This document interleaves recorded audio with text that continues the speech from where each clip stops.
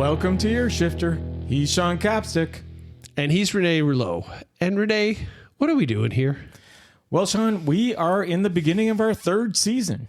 Time flies. Yeah, and like always, we do this because we are passionate about music and about specific bands that maybe were overlooked, or if you like said band, well, you're going to learn a whole bunch of stuff about them.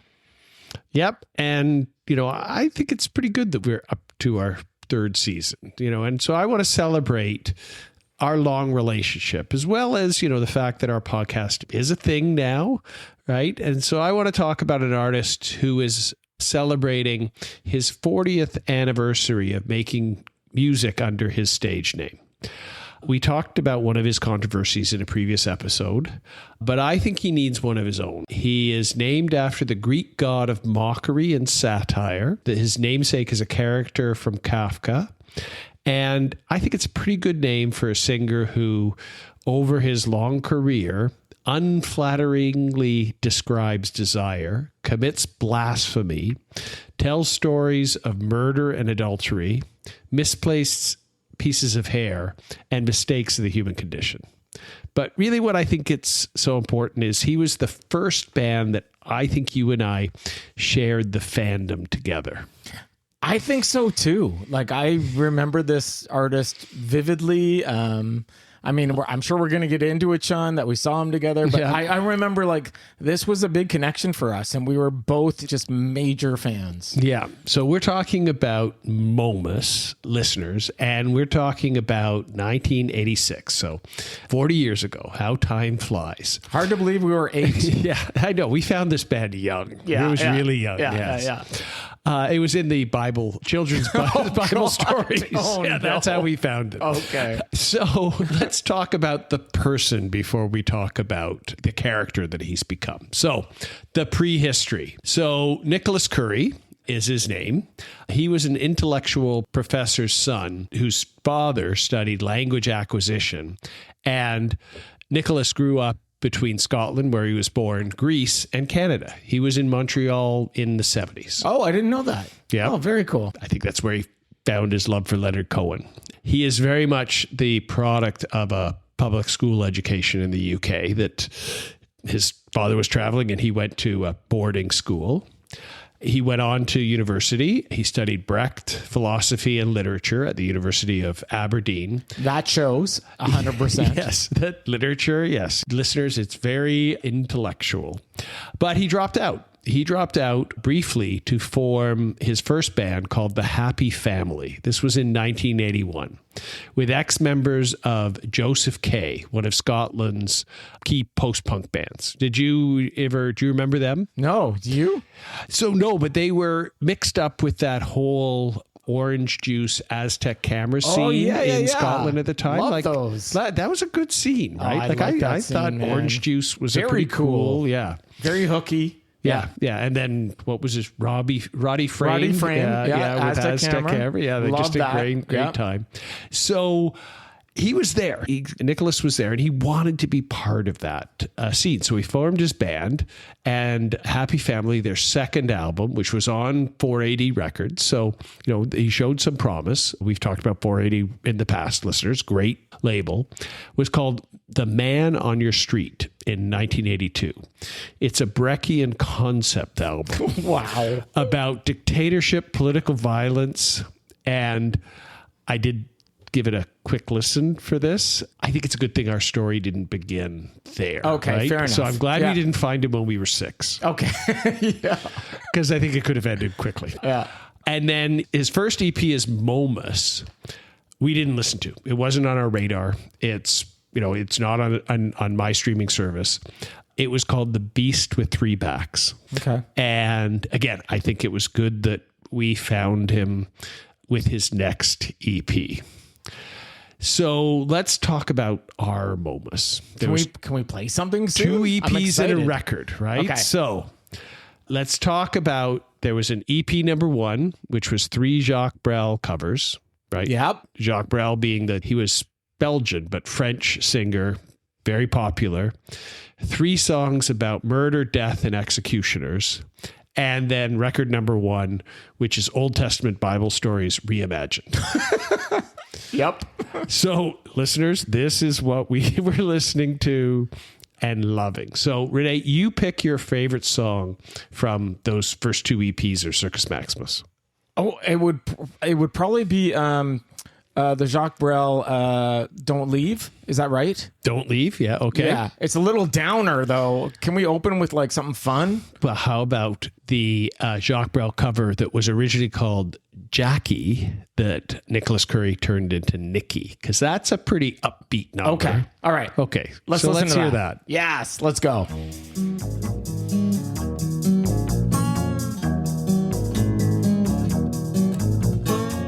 Suppose one day in Bromley, Kent, I live my nightmare and I'm sent to sing for blonde suburban women.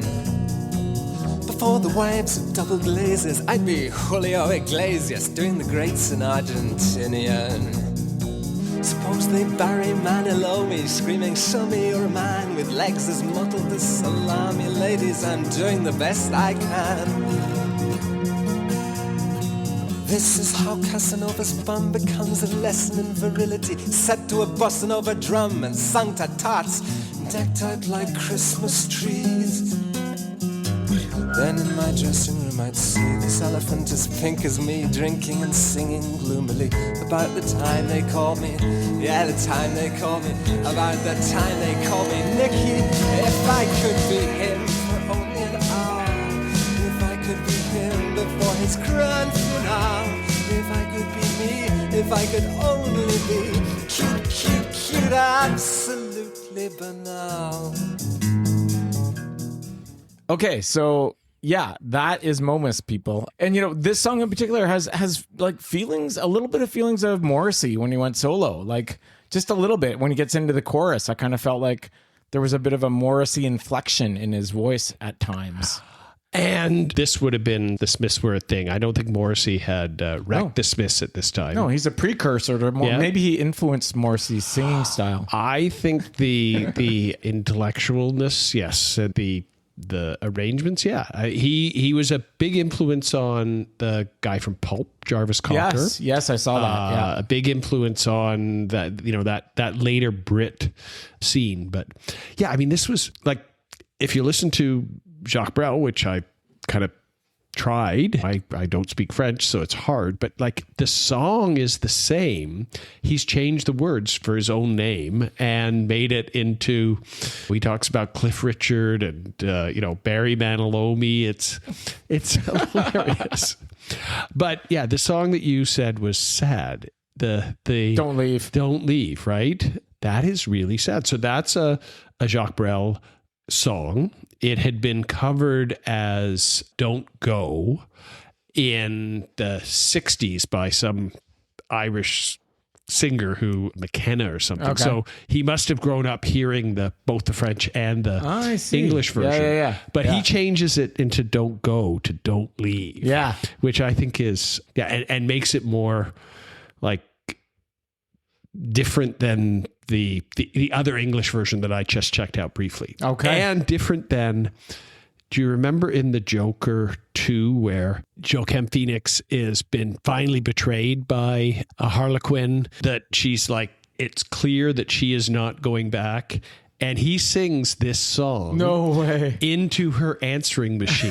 That's awesome. And that's all I could think of is, he's singing a Momus song, but I know it's Jacques Brel, probably, right? Yeah. But he sings it in English, and he sings it more like the Momus style. So, so a little bit of trivia. Yeah, and real quick, like back then, again, no internet, but I was introduced to Jacques Brel through Momus because I liked that song so much. I was like, I got to find out who this Jacques Brel dude is. And I kind of like explored that for a little bit. Yeah. And then the other song was See a Friend in Tears. Yes. Right?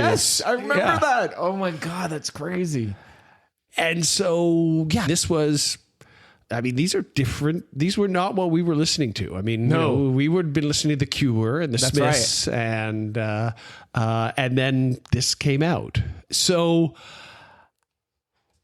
let's talk about the Circus Maximus, the album, right? I want to get to the songs about murder, death, and executions, but do you know what day it is today, Rene? No, I don't. It is the Nativity of St. John the Baptist. Okay, great. And you remember on the album, St. John the when I was Baptist. John the Baptist. Yeah. When I was ahead of Jesus Christ. It's, so I think I don't want to play that song unless you want to play that. No, but I'm good. I'm good. I want to play the song about Saint Sebastian. And when I was in Rome last year, I was finding effigies of Saint Sebastian everywhere. I cycled by his crypt. He was there, in the square of St. Paul, the arrows going through his narrow chest. So let's hear that one off Circus Maximus. Which is Lucky Like St. Sebastian. Lucky Like St. Sebastian. Yeah, let's hear it.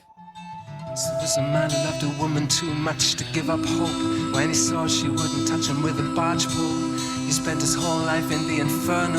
He composed in 34 cantos.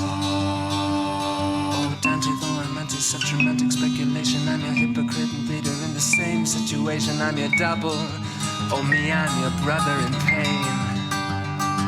But Allegory, if you listen, there's a difference between your Beatrice and my Paula. She's anonymous and now a waitress. It's comic but not divine. The tragedy is no one's dying. Should I be so lucky like Saint Sebastian, going out with a bang? Just hear me whimpering with joy as Mr. Death receives his blue-eyed boy. Surrender unto Caesar or to God, it makes no odds. There's just one thing the martyr wants to say. He says, tell me, Mrs. Lincoln, did you enjoy the play?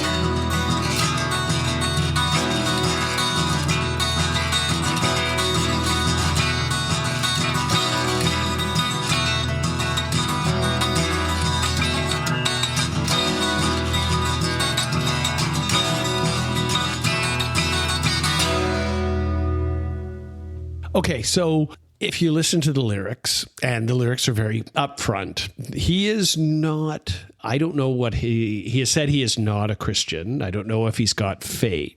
I read, maybe I misread, but I thought he was an atheist, actually. So he's got some intellectual curiosity about this, and he certainly has read the Bible because he takes the story of the founder, Paul, where that cathedral was that we visited in Rome. And, he wanted to make his exit as a martyr, but he wasn't lucky like those Christians, like St. Sebastian. And he had to, spend his life and write important chapters in the Bible. So it's an interesting, you can't get what you want type song. Right. And he takes positions that exaggerate things to make a point. And we'll go over this, I think, as we go through his other musical songs. Okay. Because he's writing from a point of view of maximalism, like of making his characters one-dimensional in terms of what he's talking about to make the point. Because we'll get into the controversies. But, I think that song's just such a pretty song. Yeah. Yeah. And again, what does Momus mean? Again, the trickster. Yeah. Or mockery, right? Mockery, yeah. Yes. So again, you mentioned this was before the internet, before we knew what the things were. So what's your creation story for Momus? How do you recall hearing about Momus? Okay. So truth be told, I actually think it was one of our early days, and I thought about it a lot. And I think you actually brought his album to me one day, standing at our doorways, not letting each other into our houses. And then I was just immediately turned on to this. But I think, and I could be wrong, Sean, but I think I bought The Poison Boyfriend then, and I shared that with you. And that's why I got confused and thought I introduced them. But I think it was you. Okay. So before we get to the second album, so we got to hear that other EP.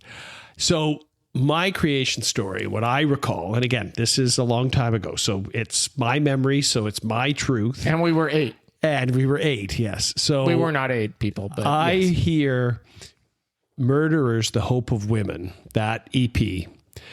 on the Waterloo radio station. They had, for a short bit of time, Waterloo did, do you remember on the Spirit of Radio station in Toronto, they did an import show. Ivor Hamilton would play imports. And again, this was before the internet. This is when you couldn't hear new music easily. And the imports were always, because we were in awe of the UK, and the Japanese imports were, always special because they had bonus tracks that you couldn't get on the domestic releases. And expensive. And we couldn't afford them. Yeah. So they would bring the records in from the local record store, Dr. Disc, play them, and then put them back on the record stores to sell. So I think I remember waking up the next day, riding my motorcycle down to the store and then buying that EP. Okay. And that was a lot of money. Like, we were in university. I bought 3 songs for more than what I could buy a record for. And so that's what I remember. Yeah. So should we hear not Murder is the Hope of Women, but you want to hear the again, we'll get more happy folks, but do you want to hear maybe 11 Executioners or What Will Death Be Like? Oh, What Will Death Be Like, please? Okay. Yes, let's do that. Death will be unlike the Helen we clothe. Mr. Sartre informs this is just other people. Death will be unlike the traveling salesman who woke up one morning transformed to a beetle. Death will be unlike 2001, the room at the end of the ride. Death will be unlike the rock that Charles Bronson let loose on the Lower East Side. Death will be unlike the House of the Shades, the dog Cerberus guarded for Hades as master. And death will be unlike that lesson on infallibility, the Chernobyl disaster. And death will be unlike the empty career of the Temps vacillations gone permanent. Death will be unlike the unlucky omens the clairvoyant reads in the meaningless firmament. In the meaningless firmament.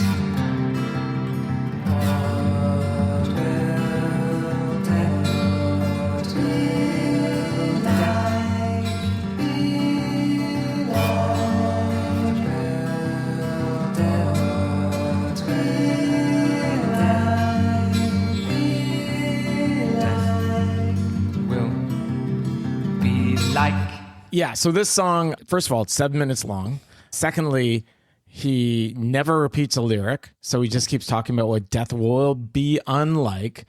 And he never really talks about what death will be like because we don't freaking know. And that's kind of his point. So he kind of makes a mockery, a la Momus, of what people say death will be like, or literary allusions to what death will be like, and goes on for 7 minutes on it. And then at the very end, he says, death will be like, but he doesn't tell you. Yep. And I think that song, the 7 minutes, the constant narrative driving, listening to it again, because it's been close, but not that close. Do you know the Bright Eyes song on Casandega? That's Why I'm Staying Here. Everybody belongs somewhere. And he goes into leave the crazy man in his asylum, leave the something here. And again, it's very to the end point where he doesn't stop as suddenly, but it's just leave me alone, right? As opposed to the thing. So I think that reminds me of that song. The letter, again, the influence of Momus. Yeah. So do you remember the fan letter that we wrote to Momus? What? No. You don't remember the fan letter? What are you talking about?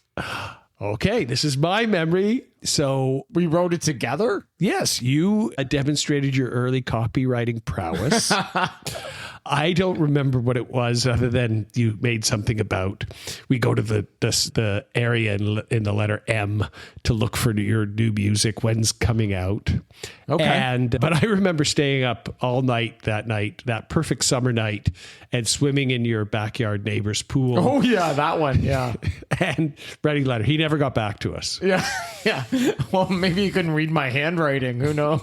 I was pretty drunk. And your handwriting's not that great to begin with. No, and I was drunk. And you didn't proofread it before you sent the Sazy. Did we actually out to them? send it? I don't know if we actually sent it. You had the letter. I didn't leave with the letter. You said you were going to send it. All right. Well, maybe I lied. I don't know. I don't remember this at all, but of course we were drunk. Yeah. at 8 years old. So I reached out to Momus. He says, let it go. Right. Okay, so let's move on to that Poison Boyfriend. Yeah. The creation year. So this was on L Records. That was, again, an influential independent band. And then Creation, we talked about that with the My Bloody Valentine episode. Yeah. Were even more influential and on the cutting edge. So, yeah, The Poison Boyfriend and Tender Pervert. Those were the next two albums in line. So, yeah, you might have brought Poison Boyfriend for sure. Okay. And yeah. And love that album too. So love those two albums immensely, and it was so much fun re-listening to them. It was great. So yeah, we could play so many songs. The Homosexual, The Gatecrasher, Flame into Being. That's all from Poison Boyfriend. The Tender Pervert, that again, blasphemous. You know, if you're getting the idea in terms of the trickster, where he writes about the idea that God is titillated by the way humans find new ways of killing each other, and that the angels are voyeurs. But the song of that couplet, they're great. And Momus says that he doesn't like the Poison Boyfriend because he really wanted to be popular at that point. The Poison Boyfriend was a pop album. I thought it was all produced. It could have had hits on it. Yep. And hey, guess what? That's what Ear Shifter is all about. And so, you know, it was a hit to us. Yeah. So my favorite, do you remember the Bishonen on that album? I actually don't, but I know it was on your playlist that you shared with me before the episode. Yeah. So the Bishonen is an androgynously beautiful young man, Japanese term, whose elegant fragility and emotional depth makes him the aesthetic ideal of this Japanese icon. So Momus has a song about being raised to be a Bishonen and an assassin, and he fails his uncle who takes him in to become this assassin, and then just becomes a banker and gets married. And it's just, and he sings it in such a straight, beautiful way about the fantasies of killing and dying young. So let's hear a little bit of that. Okay, let's hear it. Surprised at 28 to find myself so late, changing from a boy into a man. I'm starting to feel guilty that nobody has killed me early as my stepfather had planned. I found myself a girl, stopped roaming the world. My retainer has gone to be a mercenary. Now I work in a merchant bank. I'm well liked by the senior ranks. While behind my back, the juniors call me fairy. How can I placate the ugly reprobate who brought me up according to a fantasy? So Baroque pop song, beautiful, like lyrics that are a little bit difficult. And then he releases Don't Stop the Night, I think or Hairstyle of the Devil, where Right. it is like a Pet Shop Boy record. Yes. Yeah. And isn't Don't Stop the Night the most played song? I think it's Hairstyle of the Devil you might is be the right. most played Yeah, song. yeah. And what is the Hairstyle of the Devil? A stray pubic hair in your partner's bed. Oh, okay. Nice. That's the lyric. That's Okay. what he sings about. All right. He sings about the complete history of sexual jealousy and again, taking extreme points. You know, that could have been a hit, that Pet Shop Boy record, right? Yeah. We won't play that. We talked about, again, with the Hippopotamus album that was written to celebrate Serge Gainsbourg, the French songwriter who was married to Brigitte Bardot, who, again, went like Momus, kept producing records for his entire life. And the records that he produced in into the early 80s at this time, like he was producing new wave records. And he had been a classical singer that was like topping the charts 20 years ago from this. So again, Serge Gainsborough's an interesting person to take inspiration from. Again, very controversial. He smoked 5 packs of Gitens. Is that the French cigarettes? Yeah, I smoked Gitens in France. Yeah. And was frequently drunk on national TV. Yeah, and the Michelin Man controversy. So that's the creation years. He left to go to Japan. So, Rene, when were you in Japan? I think it was 95 to 97. Okay. Yeah. So you were there with Momus. So do you remember the Shubaya K scene? So Shibuya. Yeah. Kei. Okay. So yeah. Shibuya is an area I remember going train to. station. Yeah. The big train And an station. area, And, yeah. The famous one with the crosswalk. Yeah. And that's where Godzilla head is by the hotel. I thought Godzilla was by Shinjuku, actually. Oh, okay. Yes. Okay. Yeah. So, yeah. Okay. So this is the big train station. Yeah. So there was a scene in the 90s. You were there. Do you remember it? It was cosmopolitan, a pastiche of all of these different types of aesthetics. The indie pop, 60s pop, bossa nova, lounge. Actually, I do remember that. Yeah. I remember a lot of the Japanese kids were like dressed like that. Yeah. Momus arrives in Japan in 95, and there's a band that's popular in this scene called the Poison Girlfriend. Okay.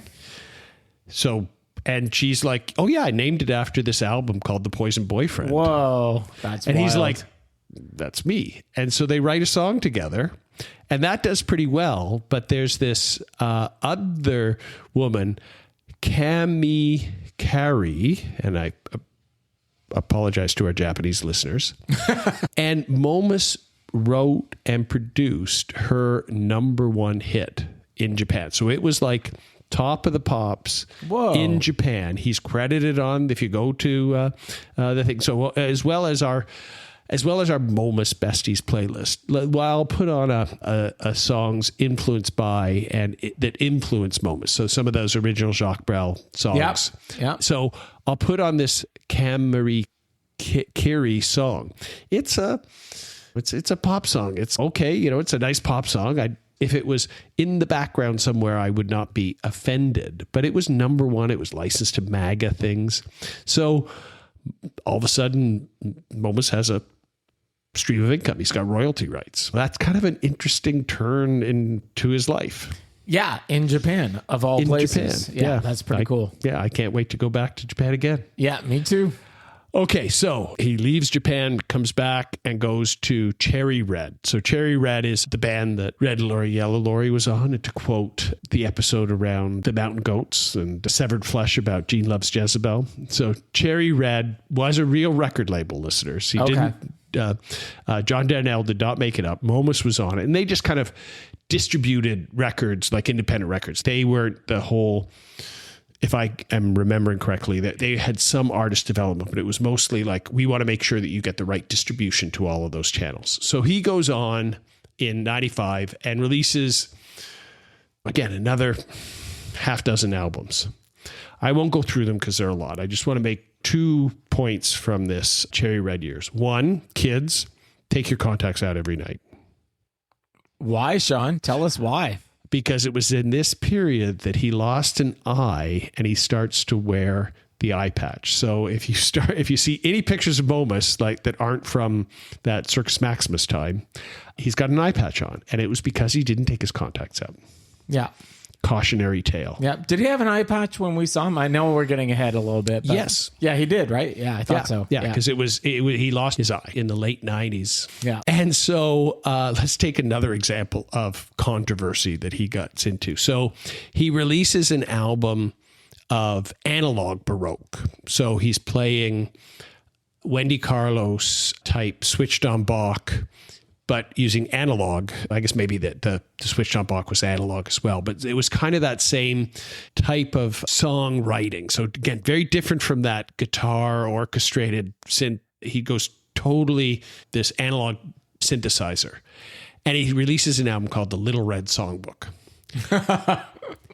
And on the Little Red Songbook, he gets into a little bit of trouble. So he releases his next album called Stars Forever. And so this is what, to quote Momus on the controversy, Stars Forever was the only way Momus, again, talking about himself in third person, and Le Grand Magistry, that was the record label, Cherry Red, could think of to pay some hefty legal bills run up by a spot of gladiatorial skirmishing in the law courts of New York in 1998.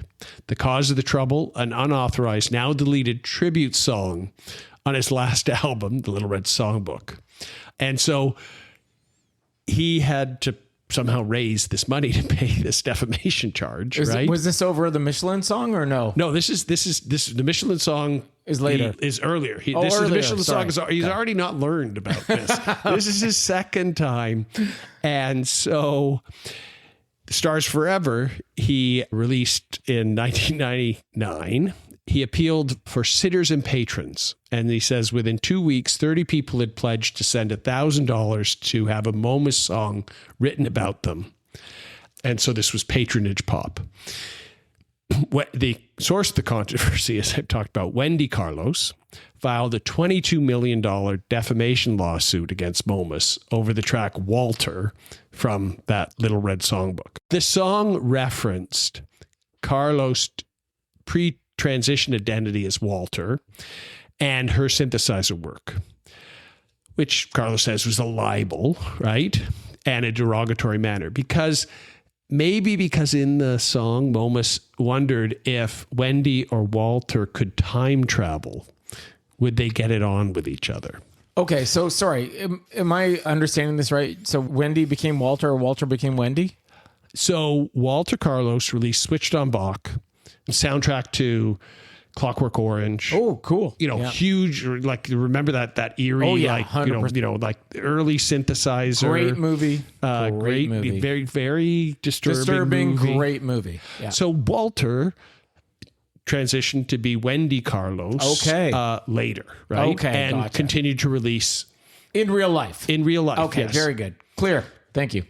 And Momus wondered in song what would happen if they time traveled and got together. Yeah. So Wendy settled for the $300,000 that he raised from that Stars Forever album. Wow. Yeah. And now that's deleted. I don't even want to find it anywhere. I'm sure you can find it in the dark web. But yeah. We won't look at that No. because I liked that. Switched on Bach was pretty cool. Yeah. So, that was what he was wondering. Again, trickster. So the independent years, we'll move on from 2000 to current, right? So this is when we saw him in concert. We saw him, and I love Setlist FM, the internet. We saw him on October 29th, 2001 at the El Mocambo. Okay. So he was touring that Stars Forever album. That was like he just released that. And so what do you remember of that? I remember we were to the right of the stage, kind of seeing him not straight on. I remember seeing him like on the side sort of thing, but that's about it. Okay. So you've got a visual, not a memory, No. not an acoustic And he memory. had the You've got eye a patch, but that's about it. Yeah. And we were on his eye patch side. Maybe that's why it was so. And he had an organ or something. I think. He was playing this little synthesizer, Yeah. and he was playing these weird little songs. And then at the end, I do remember he took out his guitar and he said, "Let's smash out a few old Momus songs." And he played some of the songs from that we love. What we love, yes. So the other song he was hearing, and just to give people an idea of what he was doing, he released an album called Folktronic, which was made up folk music set to that little synthesizer. So let's hear Appalachia, which is, again, a source of great folk music in the U.S.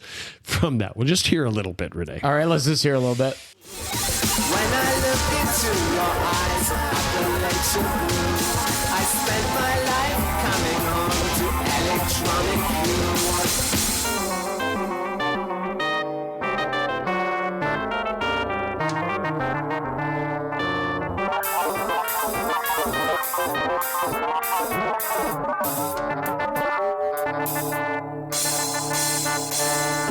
Electronic mountain girl, if I had my way. Electronic mountain girl, by your side I'd stay. I'd stare into your deep blue eyes every night and day. Electronic mountain girl, from the Appalachian way.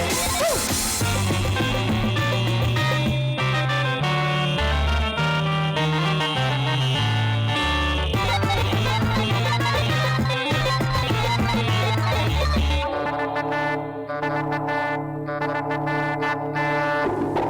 Okay, again, so to quote Momus, he's decided to combine analog electronics with folk songs. Hideously pompous Baroque keyboard licks of 80s synth pop climb into bed with fakely transitional ballads. Again, he made it all up.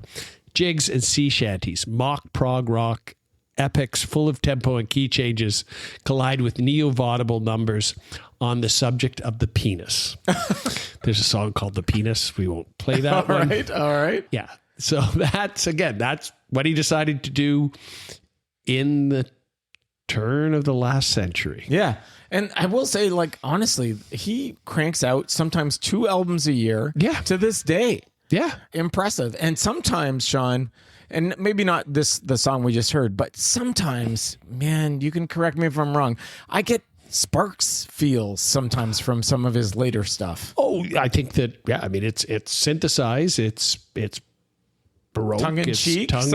Oh, he's So I mean, let's talk about what he's done this century, right? So under his real name, Nicholas Curry, he's produced a series of novels and prose works, again, independent presses, that speculative fiction, like what would happen if Japan did this, satire, and he did a personal memoir using, if I get it right, it's pastiche. It's for like 100 celebrities talking in their time about Momus. Again, I'm sure it's a difficult but satisfying read, right? But yeah.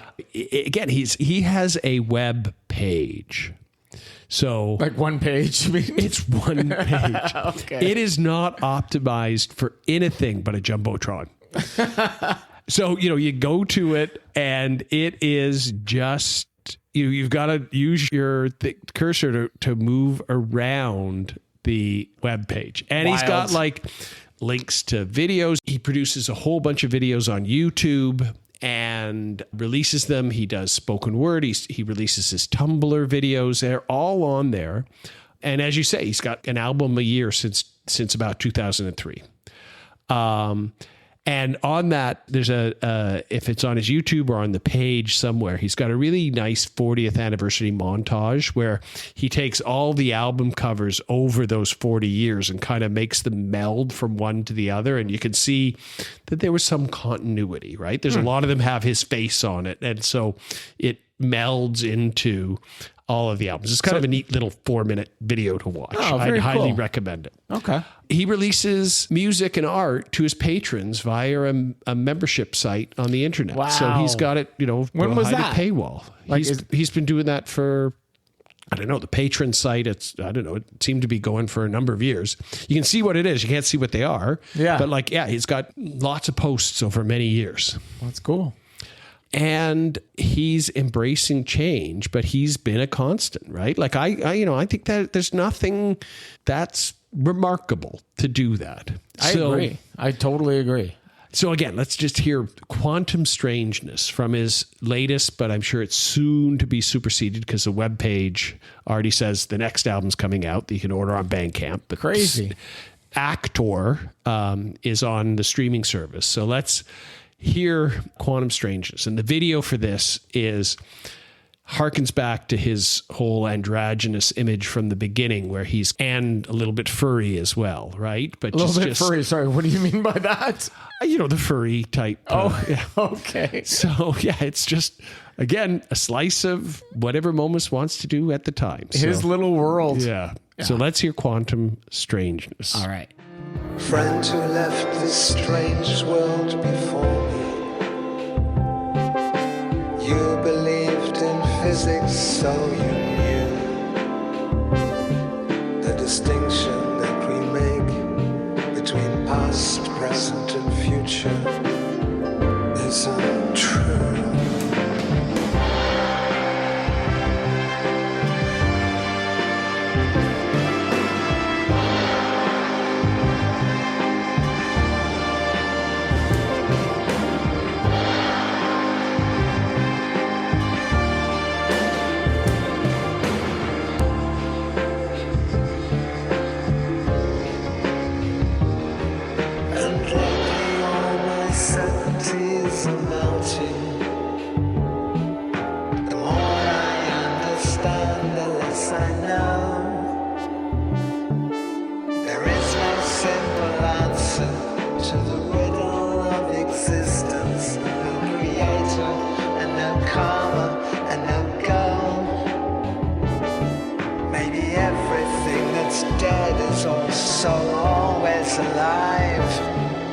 and everything alive is also dead.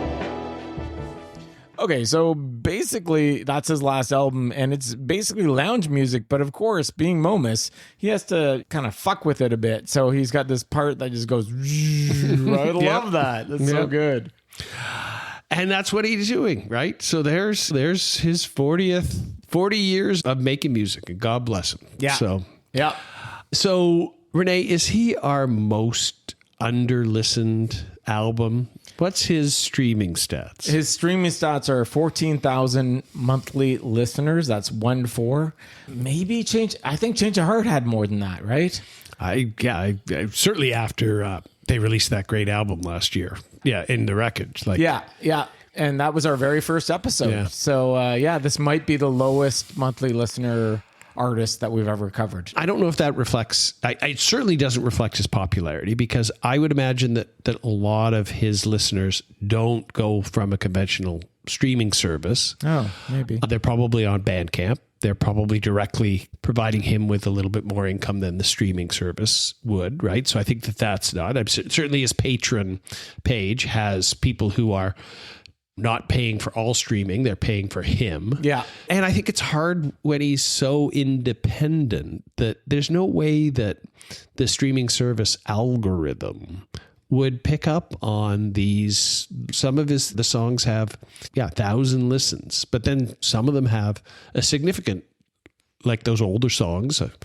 I guess there are people out there like us who have those songs in fond memory. So I think it's not really fair to gauge him by those streaming monthly listens.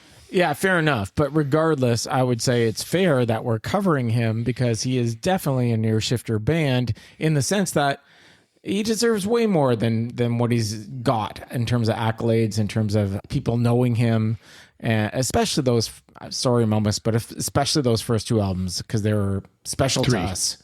First three, 4, 5, again, and just being more open. That's what Momus says. Be more open today. And that's what this podcast is all about. Yeah. He says, do it for yourselves, boys.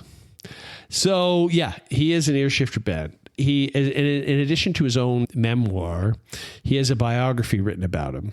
And the title for the biography, Famous for 15 People. Oh, yes. Right. And didn't that become a meme or something? I think I read about this. Yeah. It was written by John Robertson. And I think it sums up our mission statement, right? That it's not fair that he's just famous for 15 people, right? And it's a nice turn of phrase. Yeah. I don't think he's got a day job, right? He's moved from Japan to, into Germany and different areas, right? So,